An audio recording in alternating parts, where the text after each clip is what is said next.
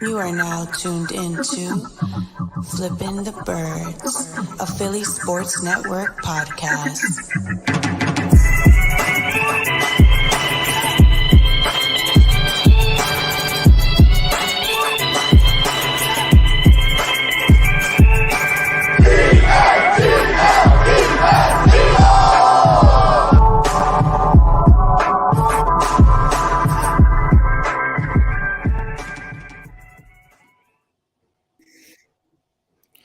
Almost ended the broadcast instead of actually just ending the intro, and which would have been terrible because I know everybody's waiting to watch us. That would have been phenomenal way to start the episode. Easily most efficient, yeah. Yeah, absolutely. Like you see a big red button on the right corner, you just want to click it. Like it's just, I fell for it. Like I'm like a 5-year-old right now. But yeah, welcome all to episode 140 of Flippin the Birds. I'm Brian Cameron, alongside of Eric Reese and Zach Chavalella, you got it. I'm gonna get it right, and when I get it right, what's gonna happen is you're gonna see Zach and I pop a bottle of whiskey, the same bottle at the same time with the same amount in it, and we're gonna drink it on a podcast and celebrate. Absolutely. As he drinks a nice cold glass or something. Oh yeah, I got my Henny and Coke, you know. Oh, nice! You brought the war. Zach, I'm never gonna get your last name right, man. It's just know. Okay, I have 9 letters to my full name. Nailed it. We should do a giveaway to any listener who can record themselves saying it right, though. If they can say it 5 times fast, they can say it 5 times fast. Boom, Jalen Hurts jersey. There you go. That's the way to win the fans' hearts. But other than that, I mean, should we just dive right in it? Like, I don't know about you guys. Yeah, Jay Fizzle's ready to go. Absolutely. Can I describe my Monday night apologize without being judged right now? Not judging. All right, so I live in the second level apartment, right? And the heat rises, so it gets a little hot up here, right? So on top of that, I was extremely nervous to watch the game because it's Monday Night Football. It's the Eagles. You don't know what you're gonna expect because the defense almost blew it against the Lions. So I started the game with pants on. Midway through the first quarter, I lost my pants and I lost my shit because it was completely wild what was happening. Like Jalen Hurts was looking phenomenal, just putting on a passing clinic that nobody expected to see. And to answer the critics out there, he stood in the pocket. Like my guy stood in the pocket. He only left the pocket to rush for 11 times. He stood in the pocket, stood tall, and just started slinging it. Like even that pass to Dallas Goedert that was dropped was phenomenal. Like, I mean, how did you guys take his game in the first half? Because I know second half he kind of fell off, and it was just they were just kind of like running down the Vikings at that point. So for the first half, I mean, flawless is the word that comes to mind. I mean, what was it? Went through the whole first quarter, and then I think like 4 or 5 minutes into the second quarter before ball even touched the ground. Yeah, I mean, like he was like 11 for 11, I think it was. Yeah, it's just absolutely insane. Like the video game numbers and not even Jalen Hurts video game numbers because Madden hates Hurts, but like we're just really like insane stuff from him. It was super impressive. They got Devontae Smith involved early, very quickly shut up all those, they're just not going to pass to Smith or on even rarer occasions, Devontae Smith isn't that good type talk. Just put all that to bed by getting him involved early.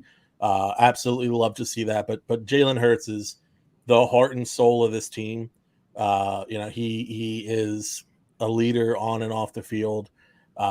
He completely, I don't want to say he won me over because like I've always loved Jalen Hurts, the person, the leader, the concept. But, when you look at his production on the field, like he really showed that he is capable of being a true franchise quarterback in the ways that matter most. So I'm very, happy to say that I was wrong. I wasn't really worried about the offense before me in this game. I was more worried about the defense when I picked Minnesota to win. But I was proved wrong on both ends by Jalen Hurts and by Jonathan Gannon. And there's no real negative for me from this game other than seeing Hassan Reddick in pass coverage. But otherwise, everything was perfect. I mean, there's no negative from me at all outside of the fact that I have to apologize. But I will say that I didn't have the concerns about Hurts, what I took away from this game was Gannon was able to get this defense in check. He had a long week to do so. And Darius Slay had more. All right, so follow me and stop me if it doesn't make any sense anymore. But Slay had more catches than Rager and more yards like intercepted, like returned, than he had receiving yards. So quite frankly, Darius Slay's a better receiver than Rager. And that's what I took away from this game outside of the awesome victory. Well, besides garbage time yards, he's almost a better receiver than Adam Thielen, because there was a time where he had more receptions than Thielen did for much of the game. So it's insane, absolutely crazy. It was phenomenal to see. I mean, and then just the fact that like Slay locked down a 30-year-old Darius Slay locked down Justin Jefferson, who's talking on. Can we just like talk about this for a second? Justin Jefferson, like it can't be a revenge game because Philly did not select him. Philly did not trade him. Philly never signed him. Can we get off this Justin Jefferson crap? Like he was never. It's that Amon-Ra St. Brown mind, where like, oh, they passed up on me, they're gonna regret it, and it's what 18 other teams or 20 other teams? Like 20 other teams. Bro, then that means against the whole league, like you have that vendetta, yeah. But I guess it's good to have the chip on your shoulder. I guess it is. I mean, yeah, and you need it as a wideout. Absolutely, but to talk that talk was like, they had me in, and I thought they were gonna pick me, but they picked Rager. Like, one, Rager's your teammate now, so shut the hell up. Two, you didn't do it in Philly. I'm sorry, you got slayed. Well, and that's just it. I mean, so I think of always when there's a player that comes into Philadelphia, would they take on like I think Devontae Smith takes on the team. Like he's not deterred. He's not really afraid of the fan base. And that's why it's easier upon his skill as well for him to adapt to being a pro receiver in Philadelphia. What I look at with Rager is it looked like he had the tools in college. To me, I mean, I looked at Rager and I was like, I don't mind this guy. It seems like a pretty good pick. In context, awful idea, in hindsight. But did the plane of Philadelphia get to him? And maybe would it have gotten to Jefferson? Would it have? Like I think that's a whole what if world, and people are probably like, no, it wouldn't have got to him. He's way better from draft day. And that is hindsight to say absolutely correct. And probably knew that going into it as well. I remember liking Jefferson too. But needless to say, Philadelphia changes athletes across all sports. If the Eagles selected Justin Jefferson, how likely would it be that Carson Wentz is still an Eagle? It's actually a pretty relevant topic because, later on the show, we're going to talk about the Commanders versus the Eagles. But I'm curious to know your thoughts on that because, like, would he have saved Carson's career in Philly? I don't think so. I don't think so. Carson, I'm sorry, Ben. Go ahead. Go for it, man. You got it. Yeah, I was going to say that. I mean, it sounds like we agree. I don't think it would have saved Carson. I don't know if your reason is going to be the same because Carson was still thrown into 3-4 coverage. 3-4 defenders in coverage. So can Jefferson routinely beat, 6 hands with his 2? I mean, that might have saved Wentz. That thing is, Wentz was just deteriorating on his own. I don't think it would have helped with many receivers. He had weapons outside of Rager anyway. It wasn't helping him. When I look at Hurts, a lot of it does bail himself out on the grounds, but I mean, he's making the better read. He's looking at his first read and he's not overthinking it. If it's open, he's chucking it there, and it showed on the first 10 throws.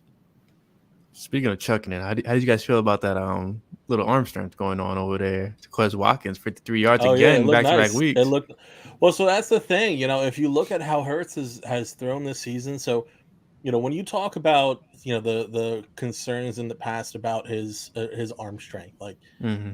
It's a weird kind of thing because it's like it's not really his arm strength that was ever the problem. It's like the functional mechanics, and that's one thing that's definitely cleaned so much up this season. And that's I think part of the key to him being a potential franchise quarterback going forward is that these mechanics are cleared up now.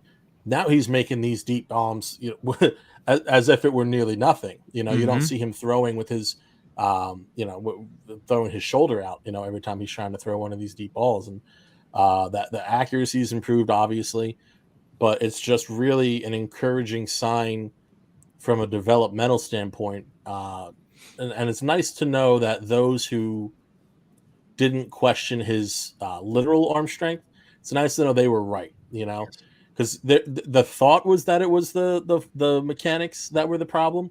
It's just nice to have that confirmed now. So it's absolute beauty to Kes Watkins. It's amazing to see how much he's grown already within a year of being a starter. And just the fact that, like you mentioned, like he's throwing with anticipation now. He's throwing with perfect timing now. Like he's putting the ball where only his receivers can get, as you saw with the Dallas Goedert pass. And I mean, right now, according to PFF, he's the number 1 rated passer in the league. Like I know it's 2 weeks in, but hey, like that's a hell of a stride against two. Well, not Vikings defense is a little suspect, but against like for example the Lions, like hey, they're a feisty bunch and they're a scrappy bunch as well. They were throwing everything at Jalen Hurts and he was still making the passes. Mm-hmm. So just to see this growth, it's like it's phenomenal. Like we're witnessing something great in Philly happening right now, where the guy who's a 2nd round pick, supposedly the Taysom Hill, gadget quarterback, is turning into the franchise quarterback, and the Eagles are walking into the draft with 2 first round picks. Yeah, it's amazing. It's a great spot to be in. One quick thing about the Vikings defense. Obviously, the corners are very suspect. Mm-hmm. Patrick Peterson is a fine veteran, but he's not who he once was. This Viking defense did hold Aaron Rodgers' Packers to 7 points. I get it. Rodgers always starts slow. I get it. There's no real wideouts there, but the front 7 is solid for Minnesota, and the safeties are solid as well. So, in spite of all that, the Eagles completely dismantled them. So this is just an absolute win, dominant win. I think against a solid defense. Is it top 10? Absolutely not. But it's not like they're going out playing against tissue paper at the same time. So I guess that's the question: is how many top 10 defenses are? I mean, I know we're only 2 games into the season, but how many top 10 defenses are on the Eagles schedule will be kind of estimated? Because if he's getting through Detroit, who surprisingly did have a pretty awesome defense, and they kind of let Washington back in, how kind of the same way we let Detroit back in, but their defensive line, is really what goes head to head to get to the quarterback. So I look at the Detroit's defensive line, and I think that they were impressive. I wasn't really impressed by the Vikings defensive line, and usually that's actually the case where I am more impressed by the Vikings than I am Detroit. So I guess part of what we'll discuss later about heading into the Washington Commanders is their defensive line. I mean, are they going to be able to sustain any sort of pressure or consistently on Hurts, or is Hurts just going to be able to kind of read around that defense similarly to how he did with Minnesota? See, that's the interesting thing about the Vikings, because their defensive line, like it has names there, like Daniel Hunter and Zadarius Smith, and they stopped the run game. Like for the first half, like Miles Sanders was going nowhere, and I understand, like, I want to get your feedback on this, but the Vikings played soft coverage against Jalen Hurts. They're mostly in zone majority of the time, which allowed Hurts to kind of just pick them apart. So how much of what Jalen was able to do you feel like is on Jalen versus the Vikings defense? Like, was the soft coverage just a way for Jalen to shine, or was Jalen actually doing what we expected him to do and actually picking apart a defense that just couldn't handle him? So they really kind of schemed specifically for Jalen Hurts. That's pretty clear. They blitzed I believe just 4 times, and shockingly they were. It's not shocking they were successful in the blitz, which they were. I think Hurts was 1 of 4 in passing situations under the blitz. What's shocking is that they only blitzed 4 times, but they made it clear that they wanted to take a different approach that the Detroit Lions took. Lions sent a lot of pressure at Hurts early and often. You saw Hurts bounce his way to the outside, and he beat him with his legs. Now you watch against the Vikings, and they're playing a little bit more reserved. They're trying to get pressure with their front 4. And, it just was allowing Hurts to actually read the Vikings defense, find the soft pockets, and make the right throws. They were betting on Hurts not being able to make those throws. And if you look at his history in the league, it's a smart bet to make. Problem is, once you see that he's developed and that's not really going to cut it anymore, then you have to adjust. And that's what Minnesota failed to do. So I know it's a cop-out, but I think it's a combination of the two. There was a specific game plan put in place that because Hurts has developed, he was able to take advantage of the situation. So bad game plan, great game playing by Jalen Hurts. I think the defensive game plan for Minnesota was sort of they did. Yeah, you're right. They only blitzed 4 times, so there was not really much pressure, and he didn't really have to go through all of his checks on his progressions. Everything was pretty much open, probably first, second look, and then if it wasn't first, second look, and he was making these throws by going through his progressions, fantastic. But with the way that they utilize the running backs, like Miles Sanders is looking great, just yards per carry looking great. Goddard, Smith, you got Brown. I mean, just all of those different kinds of weapons at Hurts' fingertips. He's going to spring Watkins wide open, and Watkins, went over the top. And I'm looking at this, everything unfolding. I'm thinking to myself, I think it's kind of like what Zach was saying. I'm going to say it's a little bit of both, where Hurts was making the right plays, but I didn't see urgency from Minnesota's defense where the game plan was working really at any point, and much to really change it down the line. It just kind of seemed like they were doing what Philly did to the Lions in week 1, trying to keep everything in front of them. And everything was in front of him all day, and he gladly took it until it wasn't, and then he went over the top of the defense. It was, I think more of the fault of the Vikings than it is Hurts, and that's not taking any credit from Hurts. Hurts was phenomenal on his own, but the Vikings didn't make it harder. Which is wild because if feel free to correct me if I'm wrong, but this was the same style defense that Tampa ran against Jalen in the playoffs, where they dared Jalen to actually throw the ball, and they were going to block the run no matter what. And to see that's literally day and night. Like you saw Jalen struggle in Tampa, like they blew out the Eagles, and then you saw Jalen just pick apart the Vikings. Now, granted, the Vikings don't have the same linebackers that the Tampa Bay Buccaneers have, or corners and stuff like that, or even safeties. But that if you really want to measure Hurts' growth, this is the perfect way to do it. Watch the Tampa game and then watch the Vikings game. Yep. The confidence is off the charts. The fact that he has, I think the comfort level that he has with A.J. Brown being on the team now and knowing hey, if it's not working with Devontae, I could go to A.J. anytime. If it's not working with Dallas, I could go to A.J. anytime. That just, that security blanket is something that Wentz kind of had with Alshon and Torrey at one point. So just to see how much he's grown in such little time, it's astonishing. I mean, granted, a lot of us are eating crow because a lot of us, said okay, this kid probably can't be the guy. He can't be the guy because he can't throw. He can't throw in anticipation, or he has bad timing. But for him to just turn around and actually look like an elite passer, it's great to see. Yeah, I mean, it's a real quick development with Mahomes and Allen right now. Go ahead, Zach. Yeah, I was going to say, it's funny that you bring up, Allen. As everyone talked about the year 2 leap that Josh Allen met after he got Stephon Diggs, and people love to talk about how this was conceivably, technically speaking, Hurts' second year as a full-time starter in the system. It's that's technically true. He did have a season previous, but there are still the parallels. It's not every quarterback's Josh Allen. Okay, that's obvious. I feel it should be obvious. But with that being said, you do have, you look at the basics of it, you do have a quarterback entering the second year as a full-time starter for the team, added in one of the top wide receivers in the game. And you now just watch his growth, and it's been, fantastic. It's something that he has exceeded my expectations. Not only has he exceeded my expectations, he's done it on a faster timeline. And I'm so happy for Hurts. I'm so happy for the team. As an Eagles fan, I'm ecstatic for myself and my fellow Eagles fans, because now it looks like we're going to have a cheap quarterback going not for the rest of this season only, into next season.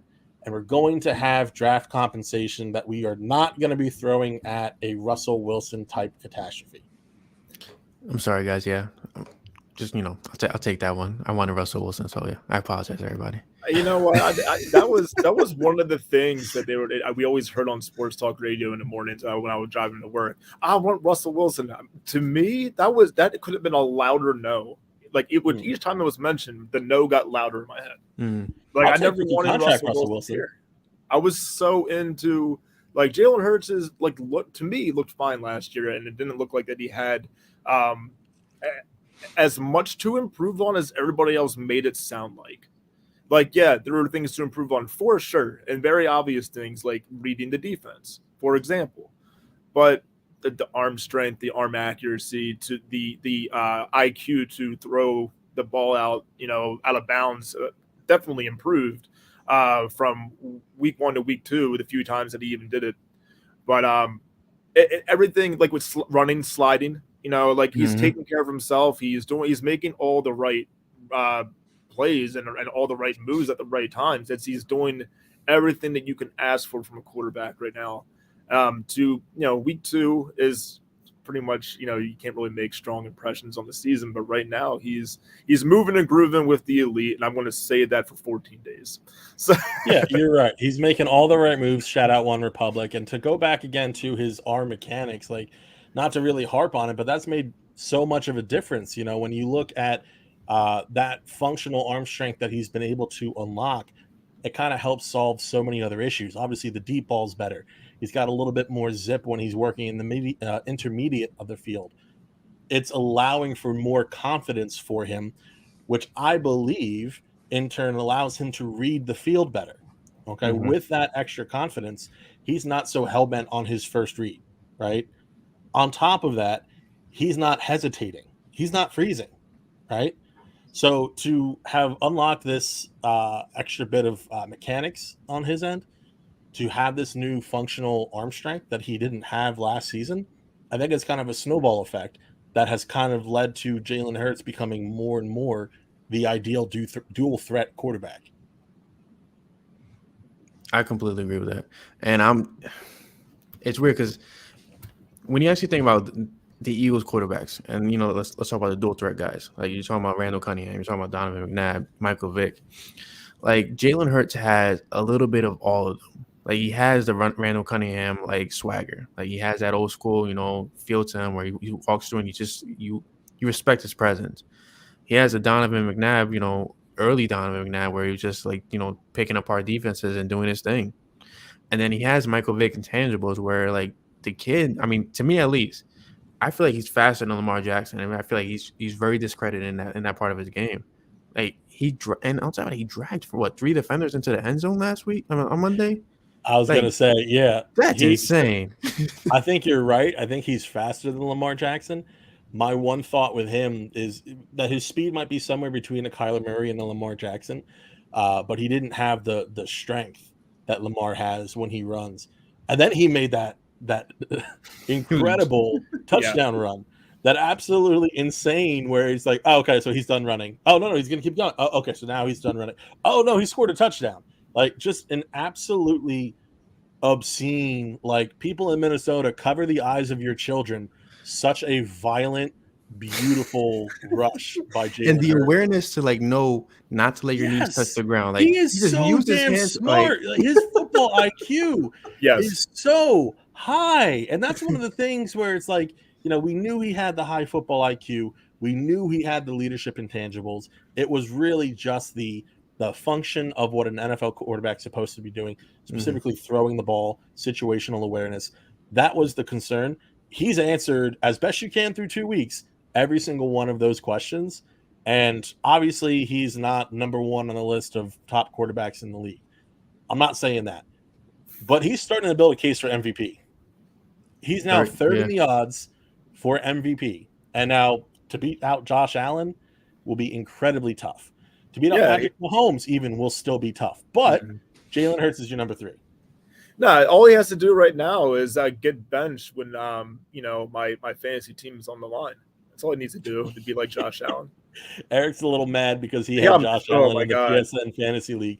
And by them benching him, secured the victory for me in week 2. You benched Josh Allen? No, I started Josh Allen. The Bills benched Josh Allen. Oh, and then They were beating and Tennessee then Titans. Ryan Tannehill couldn't be just a little bit less awful, and he threw a pick six right when I was like in range. So And this is why we draft Buffalo's defense early. Also, Donovan Peoples-Jones, unrelated to the rest of this podcast, I don't like you because you got 0 points and I dropped you like a bad habit. It's funny that you mentioned it because, like, I was actually against Josh Allen and my team was down 30 points before Monday night. And I'm looking at Josh Allen just going off like, shit, like, I'm losing this one, whatever. And then I have Jalen Hurts, I have A.J. Brown, and I had the Eagles defense on top of that and Dallas Goedert. Came back and won. And it was like, you're screwed on the bye week, aren't you? I'm screwed on it's the a bye sensitive week too. subject, Zach. Okay, let me enjoy week 2, okay? You're just laying down for the bye week, man. Yeah, I freaking Week drafted 9, Justin I'm Fields my drafting a whole backup, new and team. not a good idea. I might have to, yeah, at that point. You're gonna need to play those waivers hard. May the odds be ever in my favor. So before we talk about the week 3 game, the defense. I mean, oh yeah, our corners are freaking amazing in my opinion. I love the whole James Bradbury. I think he has a pass rating of like 7 or something like that, and Darius Slade like 24 or something. But not only that, his act a little bit this week. Yes, he was actually tackling, and you saw like Chauncey Gardner-Johnson. He's out there, but like you're not aware he's out there, but you feel his presence when you need it the most. And he was just like, it's weird that this group outside of defensive line, because we'll get to this on Reddick shortly. This group, and from the linebackers to the safeties, like in the corners, it's such a well-oiled machine. Like it works, and it works perfectly. Perfect for the Eagles. I'm hoping that we hear a James Bradbury extension by like week 6 or week 7, because I don't want to lose out on these 2 corners not being together for the next couple of years. Yeah, I absolutely agree. If we can keep Bradbury, I'm absolutely all for it. I do want to talk about Chauncey Gardner-Johnson for a second. It's really interesting because, like you said, you're not really he's not out there like Minkah Fitzpatrick, and you're seeing him in the mix like time after time after time. But what's really interesting is that it's almost like an offensive lineman, where the fact that you're not hearing his name called for negative reasons is actually a sign that he's playing really well. The concern coming into the season was that you were going to have basically a burnt piece of toast playing safety out there, and we have not, for the large part, given up those big plays. There's not been blown coverage, due to Gardner-Johnson. It's been so much more improved than what was expected coming into the year, and I just think that security that he's kind of added to that secondary has been absolutely huge. And so again, you may not be, hearing his name, you may not be seeing him at like the center of every scrum, anything like that. But he's absolutely making a positive difference. And between him and Marcus Epps, I feel great about our safeties for this season. I agree. No, I agree with that too. I feel better, 2 weeks in watching Marcus Epps. I think he's, kind of kept up with his pace from last season. Like he stood out last season because I didn't expect him to, and then he kind of kept running with it. So I really am just kind of flabbergasted by how well that defense played. Like the receivers and the running backs and like Dalvin Cook, and again Jefferson, anybody that can be included, Thielen. Cousins is not a bad quarterback except for prime time, and even then I'm pretty sure one of his 2 wins on Monday Night Football are against the Eagles. So it's not like the Eagles are. I mean, Philadelphia sports really are. They're not. They're not kind of exempt from all these trash games happening where they're the anomaly. But so it's nice to see not just a victory, like not just coming into this podcast and saying a win is a win, like a dominant. Like this win was a win because there's no way it could be confused for anything close. Like it was a dominant victory. I agree with that, and it felt like it was it felt like 38-7 again, like the way that they were just moving the ball. It felt like that kind of win. But what needs to really feel like that this weekend's game. You're facing Carson Wentz, you're facing Curtis Samuel, you're facing Terry McLaurin, you're facing is it Jan Dotson. That's how you pronounce it, Jan Dotson. And on top of that, like you mentioned before, like you're facing a Washington defensive line that's actually pretty damn good, at least in my book. I mean, they have studs on that defensive line, and I don't want to say I'm concerned at all because I think the Eagles could handle business, but it's just a matter of just doing it on the road, doing it against a player that's he wants his revenge.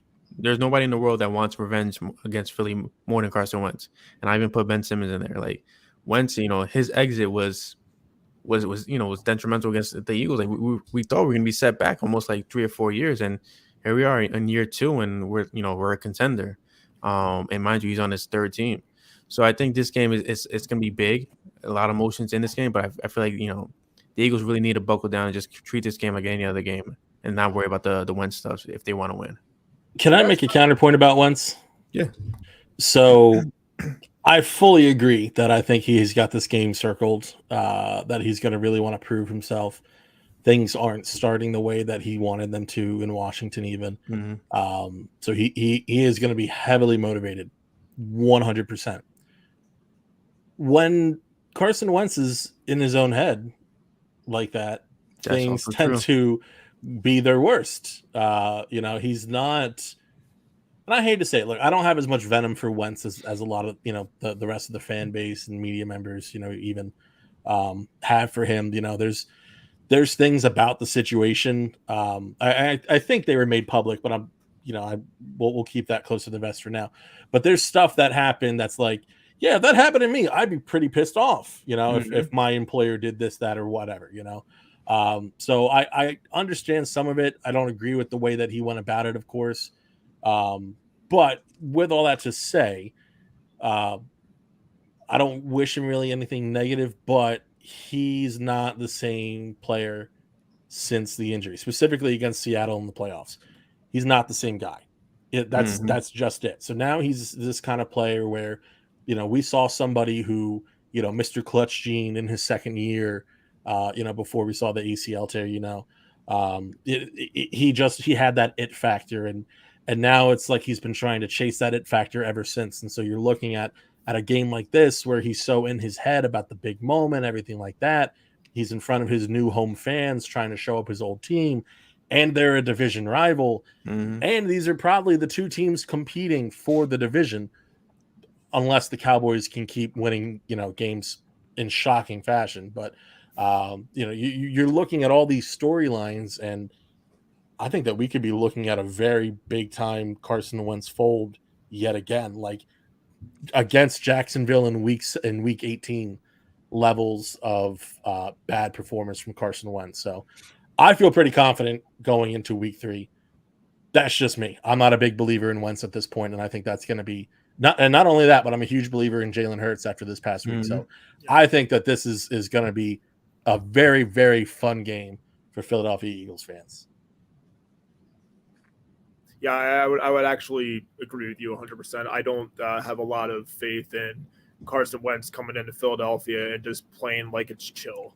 It's not going to be that. He's going to walk into his old home, or one of his old homes, I should say, at this point, and then they're gonna chew. Or actually, no, it's not even going to be in Philly this time around. It's going to be in Washington, correct? Mm-hmm. All right, yeah, okay. So, well, Philadelphia travels well. We'll make Washington. Oh yeah, it's not that far. And then, I've been to that shitty stadium. Yeah, we'll make one. All right, so it's not. So this isn't the home game yet. So it's away. Kind of really the same thing, though. Honestly, like Philadelphia will make it their home, and he's going to feel invaded in his own territory. So let's just say that, and kind of copy and paste where I was going with it. Philadelphia is going to travel and be in Carson Wentz's head. That's what it's going to be, and he's going to play that hero ball that we saw. He tries to force everything downfield when Washington is down. And that's going to amount into sacks given up. He holds the ball forever, and interceptions thrown. And if it's anything like how the defense played against the Vikings, I'm expecting 8 interceptions, and maybe an emergency quarterback situation. Well, that's how many Darius Slay would have had if you listened to who was it who tweeted him after the game? Was it Asante Samuel? Yeah, talking about him leaving millions of dollars on the field. And I love it. I just love how all Philadelphia cornerbacks, past and present, really connected over that. And I think you're right. I think that there's a real chance of a repeat of the turnover fest against Carson Wentz in week 3. Yeah, absolutely. And the way that I see this game shaken out is, I mean, yeah, everybody's like, oh, it's a divisional game. You gotta be, we gotta make sure it could be a trap game. It could be close. I don't think it's close. I think Terry McLaurin does all that he can to make it close for Wentz, despite Wentz. And I don't know, man. Philadelphia to me is just a monstrosity in the NFC, and I think that I don't see it stopping. It's starting better than I imagined. I think that you mentioned the key thing. It is a division game. You don't want to lose via a trap game, obviously. So you go inside and you step on the neck. That's it. From the jump. But that's my concern. Like, don't go in to win. Go in to destroy. But can the defense actually put their foot on the neck of the Commanders' offense? Like, that's my fear. Like, have we ever seen? Look at what they did to Justin Jefferson and Dalvin Cook. No, and I get that, but they're showing, like, did we ever see back-to-back games where the defense actually put it together last season? Well, no, but not really. But listen, it's a new defense. To be fair, I mean, ideally, yeah. We have Brandon, and listen, I'm not saying, like, obviously Hassan Reddick underperformed. Brandon Graham's coming back from injury. I totally get that. My focus is in the secondary. Having a second, like Steve Nelson, James Bradbury in huge improvement. Cannot state big enough how big of an improvement that is. On top of that, Marcus Epps developed even more. Jay Fizzle, I didn't forget about Marcus Epps. I gave him props earlier. I'm going to give some more right now. He's played fantastic. The Eagles were absolutely right on him. I need his Madden rating also sky high right now. They need to raise that bad boy up by so much for Marcus Epps because he is a machine. So between having him, Chauncey Gardner-Johnson, Darius Slay still proving that he's elite, the linebackers are improved. That's another huge thing. TJ Edwards had a fantastic game against the Minnesota Vikings. And I mean, not to be a Debbie Downer, but no defensive snaps for Nakobe Dean is kind of a little bit like, I mean, should I be a little worried at this point? I mean, I know it's week 2, but yeah, no, I hear what you're saying. Personally, I'm not exactly worried about it. He is a linebacker that it's kind of made sense that they were going to bring him along slow from the start. And kind of the same thing can be said for Jordan Davis in a regard too. But with Dean, we want to remember too, I don't think he's affected by the injury anymore. But, you still don't want to risk anything you don't have to. TJ Edwards and Kaiser White have both been very impressive. And with Dean, it's more so that he is just a fantastic physical specimen and athlete, so you want to make sure that you kind of really train the technical aspect a little bit more in him. So he's really been more of a development guy. I think since he was drafted in the 3rd round, that's kind of part of it as well, is that, you're going to have to take some time and develop him. And then because I mentioned Jordan Davis, I'll tag back onto him for a second. He's another guy that you're looking at a little bit more of a development type of prospect just because, he played limited snaps in Georgia. We know that. He was mostly a run defender. We know he's an elite run defender right now. Yes. That he's already shown that. That's totally cool. But what you want to make sure of is that you can at least get him to a point where he's not a liability in the pass rush. Okay, which I think won't be overly hard, but you want to, again, bring that along slowly so that it's done right. You don't want to rush it and then he gets frustrated. The other thing is, he's a bigger guy. So, I won't say there's concerns about his, stamina or whatnot, but it's just about doing things the right way and to make sure he has this scheme down from a technical aspect, to make sure he's in the proper state of health. That's what you're looking at with both Nakobe Dean and also Jordan Davis. So I'm not worried about it per se, because this is something that I think is to a degree expected from the start of the season. It's not typical for first and even sometimes 3rd round picks. Don't get me wrong. It's not typical, but it's not overtly concerning for me, at least. I'm just excited to have linebacking depth and having, quality starters up front. I mean, that was kind of the key concern coming into last draft was, why don't we have linebackers? Why don't we care about linebackers? It suddenly looks like we have linebackers, and I think it has a lot to do with acquisitions kind of working around TJ Edwards. TJ stood out in week 2. But Kaiser White, that one pass deflection that he had was absolutely insane, because that's not Edwards' game. Yeah, no, That's it not definitely Edwards' isn't. game either. Like, so that was, and so my thing is, and so Drew even mentioned it to a degree. So White and Edwards been balling like straight up, like they've been fantastic. It's especially White in week 1 and then Edwards in week 2. As long as they're performing, as long as they are meeting, which they're currently exceeding, but as long as they're meeting expectations, I'm fine if Dean's just developing in the Okay. background. If they are below expectations and Nakobe Dean is still not playing, then yeah, that might be a little bit troubling. That's completely understandable. So now that we stated that the defense is not a liability against Carson Wentz, offensively, I mean, I think my only concern against the Vikings was that the run game wasn't as efficient in the first half. Granted, Jalen was picking apart the defense, so it really didn't matter. But somebody put in the chat that this team, like the offensively, like it's such a balanced attack that it doesn't even matter anymore. But I'm curious to see, like, against a better defensive line, in my opinion, are we going to see week 1 Jalen Hurts, or are we going to see week 2 Jalen Hurts, or are we going to see a mix of them both? I'm going to say we're going to see a mix, but I'm leaning towards more of week 1. I do think so.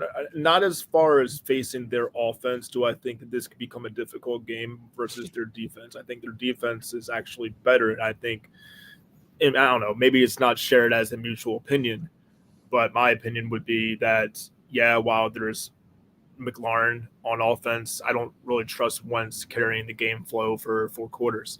Mm-hmm. I wouldn't say that I have all the faith in the world in Washington's defense and stopping the Eagles either. I mean, they're rolling right now. But as far as the way that Hurts will play, I don't think he has enough time to stay in the pocket. I think Washington will come with more blitzing schemes and packages. I do see this being another, like a game where there's screen calls and passes to the running back. Boston Scott and Gainwell, I think, will go, have a healthy game here. I look at Goddard having a healthy game, but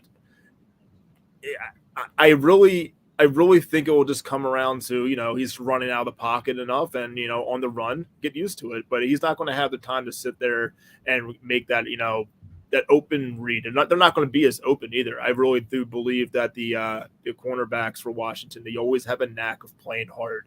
And, yeah, we do have a heck of an upgrade at wide receiver. But that doesn't always mean, unless it was like the T.O. McNabb years, which, by the way, there are comparisons, from. I think it's very fair to compare that. Yeah, so, I mean, could it go off the rails? There is potential, but I have a little bit more faith in Washington's defense being the side of the ball that steps up, and I don't think Hurts is going to be all that comfortable as he was against Minnesota. Yeah, I think so. Chase Young's an interesting case.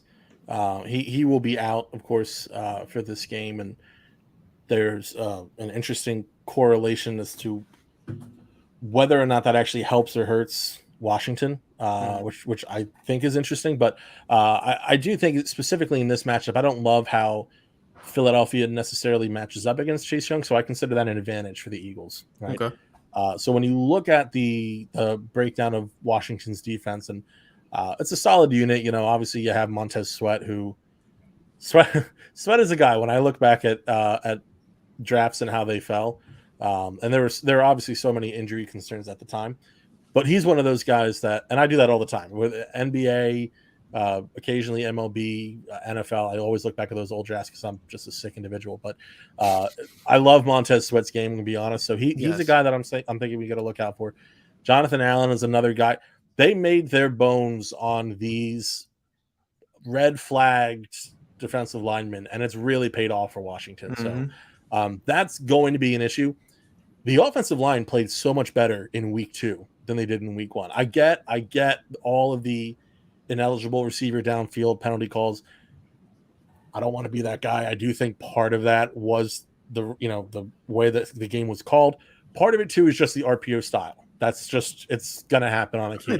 That's such a stupid call. Like it is. You know what the play is gonna be. Like it's such a stupid rule in the NFL. Well, there was one where Sayamalu was like unblocked, and he just like he was running a 40-yard dash. He sprinted down the field. Let the big man run. Let him go. I get that. That can be a penalty. I totally get that one. That's totally fine. He was just excited. But I agree. Like more often than not, but like, what do you think? He's going to catch the ball? Like running a Hail Mary? Yes, in fact, that's what he was excited about. Yes. So listen, I'm not overly concerned about the offensive lines, the penalties from last week. I think some of that's going to stick around all season. I think that's perfectly okay. I'll take that over a Jason Peters holding call. That kills the drive, or the many false starts, whatever. And I am going to crap on Jason Peters because he's now a Cowboy, and I say that he's fair game until he's no longer a Cowboy.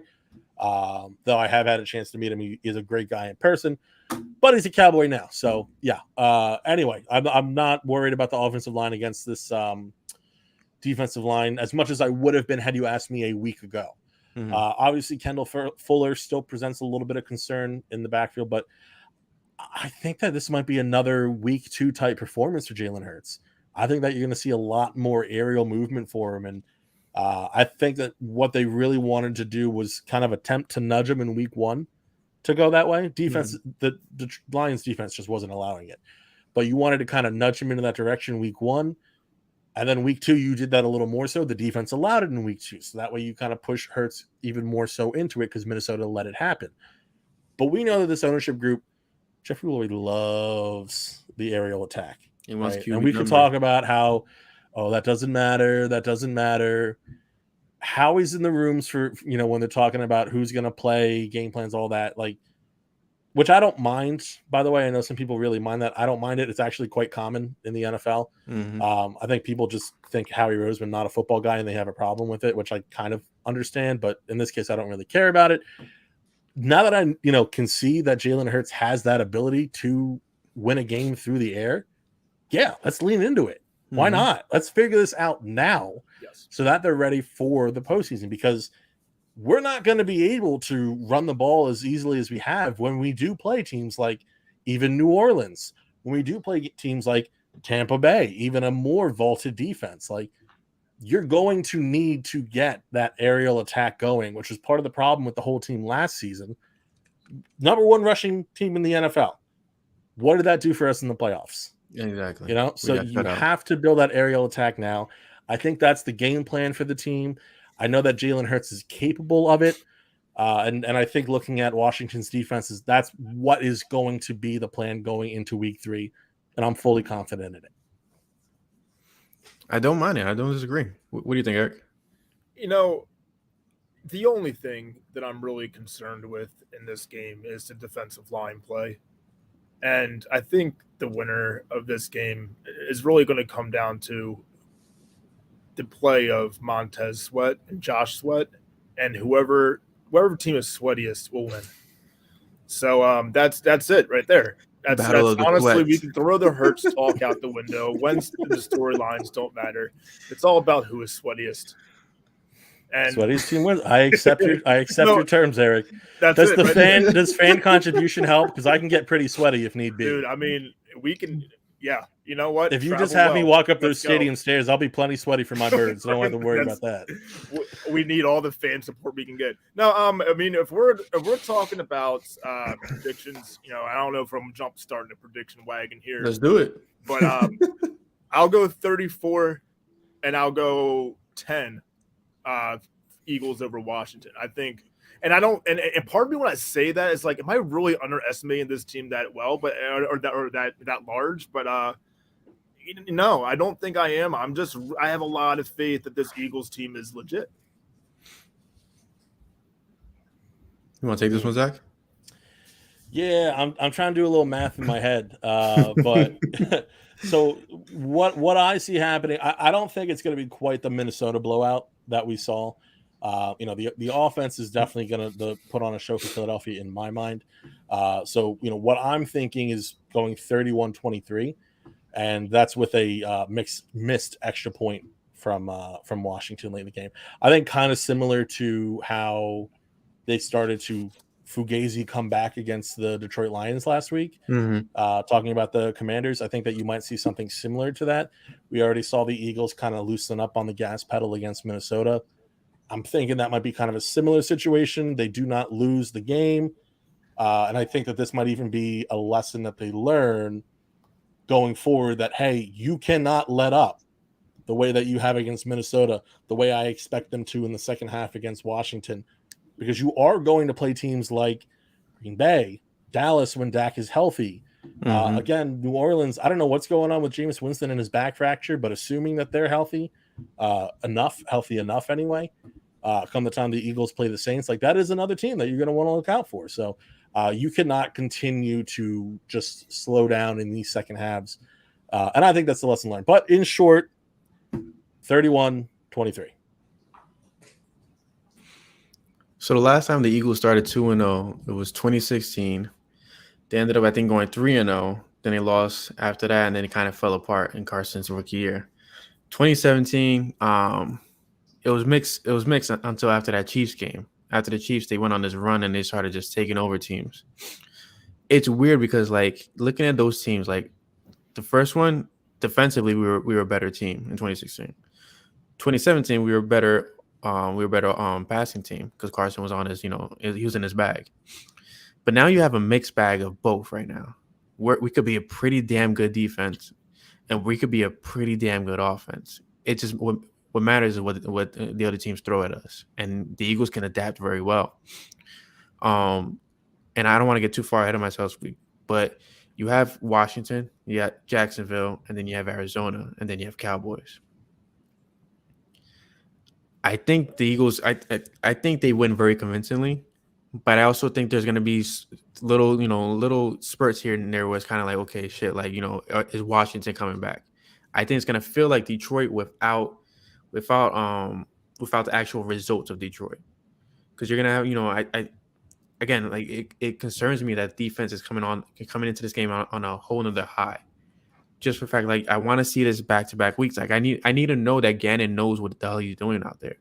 Like, I forgot what was it the first that one drive where Minnesota scored, and I think I texted in the Slack chat, like, I myself expected everything that happened on the drive to happen. Like, I know we're sitting on TV, but, like, again, you have coordinators sitting up in the skybox where they could see how this how the offense is lining up, and I expected passes to go here, little dump passes right there.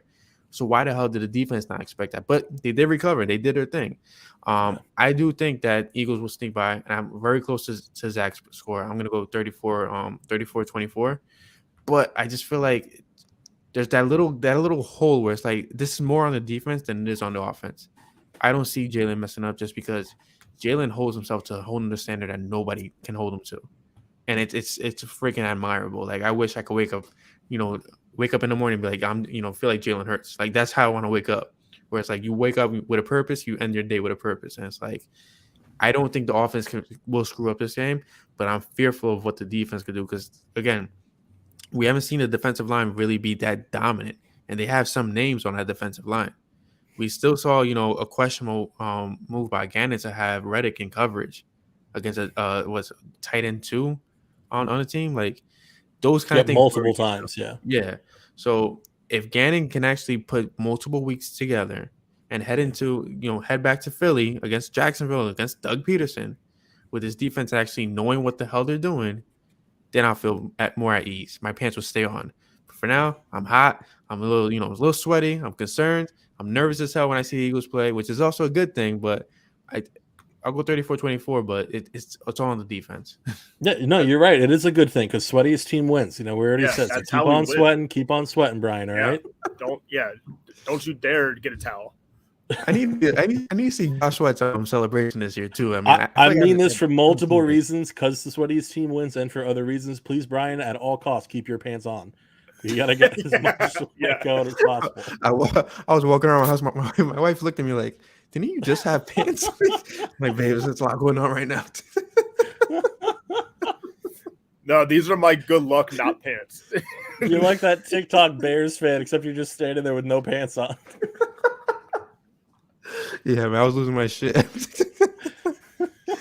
But it's hard, where I have my couch, like the air conditioner is right there, like above it, so I can barely hear the game. So you want to turn off the AC so you can hear the game, but then it gets hot, and I know things are all chaotic right now. But yes, I think we're all picking Eagles to win this one. I think in spirit, Morgan would possibly say Eagles win this one a little bit closer than what we're saying. but it's gonna be a good game. Carson's back. Not Carson's back at the link, but hey, Carson versus Jalen Hurts, the starter versus the backup, the franchise versus the gadget at that time, whatever the hell they wanted to call him. Like this is gonna be for the ages. And I think one thing before we end the podcast that we haven't really spoke much about is Nick Sirianni, Shane Steichen are in their bag. Like this, like they're what 10-2 in the last I think 12 games, and they're 10-3 ever since Steichen has taken over. Like these guys they're doing their damn thing, and it's great to see this offense just moving. I mean, I know for years it's plagued the Eagles where they started slow every game. It was always that issue where they didn't score in the first quarter. They put up only a field goal in the first quarter, or they put up nothing in the first quarter. Now this team is the first drive, they're going 80 yards down, they're scoring. I think they lead the league in that in most 80 yards drives and then with touchdowns. So to see that, like these guys are doing their thing. Like Nick Sirianni hiring was phenomenal. And everybody wanted to talk about his analogies too, and all this guy's a joke. And I was just like, you know what though, he's the best joke in town. If he's a joke, if he is a joke, then I would rather have a joke that wins than the joke that, quite frankly, I cover. So, hey, Doug Peterson won us a Super Bowl, and I mean, who had better drops than he did? You know? Yeah. So we go from one unique personality to another, and hopefully Sirianni can replicate the success that that Peterson had, and I think that we are looking at a bright era because we got a young, promising head coach. It's a shame our offensive coordinator is probably gone, if not after this year, the year after. But we got a young quarterback, got a lot of young parts on the defense, on the offense. Things are looking real bright for Philadelphia. It's back to being that defense that can force turnovers along with the points on the board. So this is a complete team, and I'm stoked for it. It's wild how well put together this roster really is. Like, I mean, going into the season, people were talking about the 49ers. They're talking about the Rams. They're talking about even the Vikings. And just to look at Philly is kind of like people talked about them, but nobody expected them to really do this. It was more like, fluff talk where it's like, they're really going to be good. I can't wait to kill them when they're bad. But like, no, like this team is freaking good. And it's kind of like, shit, get on the bandwagon while you can. Yeah, exactly. But other than that, guys, we'll be back next week. Regular time, regular day. This week we did it on Wednesday just because it was a Monday night game. And we also want to cover the Redskins, the Commanders game a little bit more in the middle of the week. But other than that, I hope you guys have a great weekend. Hope you guys enjoy the game. I'm Brian Cameron. He's Eric Reese. Zach Chavalella. Damn it! I feel like that was wrong. It's close enough. Almost. I'm gonna get this right. I'm gonna go to sleep with my headphones on. Go Birds. Last name. Go Birds. Before we go, I do want to say, gonna do that. If anyone listening is going to the game, please absolutely send us photos of you at the game. We would love to share them from the Flippin' Birds account to show Philly fans down repping the Birds against the Commanders. We would love to see it if anyone's going. Hell yeah, let's do it. DMs are open. Send us at Flippin' the Birds. Boom. Put it out there. If you guys get a pick back, it's Eric. It has nothing to do with me. I never did it. I don't even know what DMs are. Yeah, you might get a picture of a DMs piece of is like or Doc a Martens, right? Like that. Is that what DMs mean? Is that Doc Martens? Doc Martens, exactly. Yeah. Got it. Doc actually Doc McStuffins. I don't know. Doc McStuffins, yes. What it is. Doc McStuffins is infamous in this household. Yeah. But yeah, we'll see you guys next week. And I was waiting for Eric to drop it. Like Eric was itching to do the Go Birds. Oh wait, I already. Oh yeah. You want me to do the Go Birds? All right, yeah. Go Birds. We're gonna be back next week. Eric, listen. Sometimes we say Go Birds a little early. It happens, It happens to every fan, Every once in a while it happens. Yeah, every once in a while. Nothing to be ashamed about. Every once in a while we premature, Go Birds. So you just premature birds, It just happens.